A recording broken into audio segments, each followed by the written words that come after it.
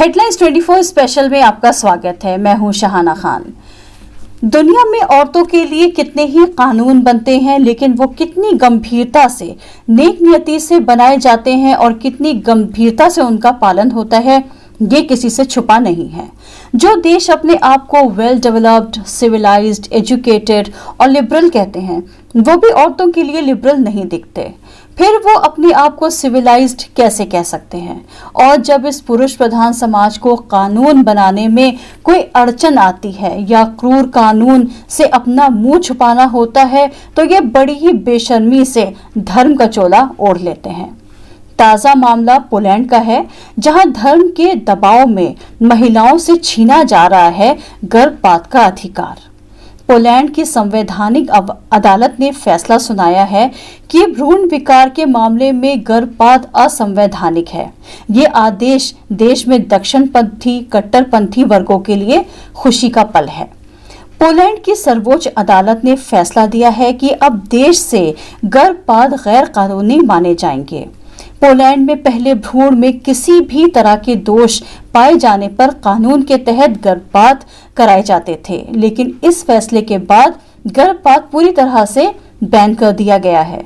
देश में गर्भपात से जुड़े कानून पहले से ही पूरे यूरोप में सबसे सख्त थे, लेकिन इस फैसले के बाद बलात्कार, अनाचार या मां की सेहत से जुड़े खतरे को देखकर ही गर्भपात की अनुमति दी जाएगी।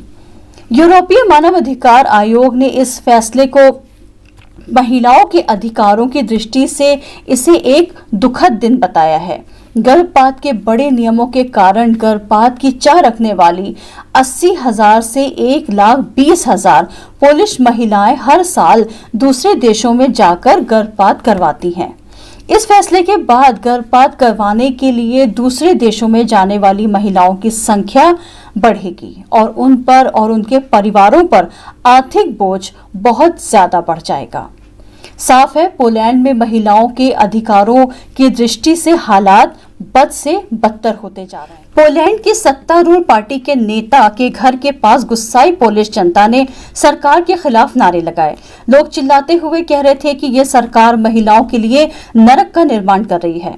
शुक्रवार को पोलैंड के प्रधानमंत्री ने कोरोना के चलते बड़े पैमाने पर सार्वजनिक प्रदर्शनों के बंद की घोषणा की, लेकिन गुरुवार शाम को प्रदर्शनकारी उप प्रधानमंत्री के घर के बाहर इकट्ठा हुए, जिन पर पुलिस ने मिर्च का स्प्रे किया और उसके बाद 15 लोगों को हिरासत में ले लिया गया। वहीं इससे पहले आयरलैंड में भी, जो अपने आप को सभ्य कहते हैं, वहां भी कुछ साल पहले एक भारतीय मूल की गर्भवती महिला सविता के गर्भ गिरने यानी मिसकैरेज से हुई मौत के बाद वहां गर्भपात से जुड़े कानून को लेकर बहस छिड़ गई थी। 31 वर्षीय सविता अस्पताल में भर्ती हुई थी, जहां उसका गर्भ गिर गया था। इसके एक हफ्ते बाद सेप्टिसेमिया के कारण उसकी मौत हो गई थी। उसके पति ने अस्पताल पर आरोप लगाया कि अस्पताल ने उसकी पत्नी की गर्भपात की दरखास्त पर कोई सुनवाई नहीं की। मामले की जांच हुई तो सामने आया कि उन्हें गर्भपात की इजाजत इसलिए नहीं दी गई क्योंकि उनकी जान को खतरा नहीं था। लेकिन जब तक डॉक्टरों को ये बात समझ में आती उनकी जान वाकई में खतरे में है, तब तक उसकी जान जा चुकी थी और बहुत देर हो चुकी थी। सविता के पति का कहना है कि अगर गर्भपात समय रहते करवा दिया गया होता तो उनकी पत्नी की जान बच सकती थी। इस हादसे के साथ साथ दुनिया भर में आयरलैंड के गर्भपात विरोधी कानून को लेकर बहस छिड़ गई थी।